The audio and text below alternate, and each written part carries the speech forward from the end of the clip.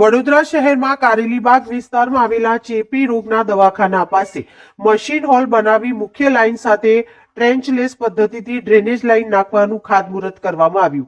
વડોદરા શહેર કારેલીબાગ વિસ્તારમાં આવેલા ચેપી રોગ દવાખાનાથી વાયરોગ હોસ્પિટલ તરફ જતા થોડાક મહિના પહેલા ગટરની લાઇન બેસી જવાની સમસ્યા ઉદ્ભવી હતી, જેને લઈને સ્થાનિકોને સમસ્યાનો સામનો કરવો પડી રહ્યો હતો।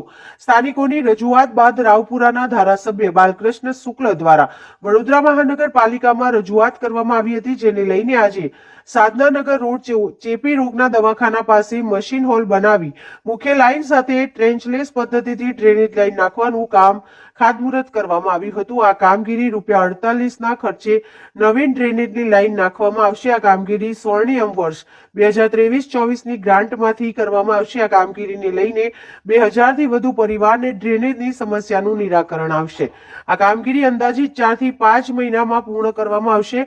આ ખાતમુહૂર્તમાં રાવપુરાના ધારાસભ્ય અને ગુજરાત વિધાનસભાના મુખ્ય દંડક બાલકૃષ્ણ શુક્લ, સ્થાનિક નગરસેવક, કાર્યકર્તાઓ સાથે સ્થાનિક લોકો ઉપસ્થિત રહ્યા હતા। કારેલીબાગ વિસ્તારની સાધનાનગર સોસાયટીની સામેની આ ડ્રેનેજ લાઇન 4-5 મહિના પહેલાં એકાએક બેસી ગઈ હતી।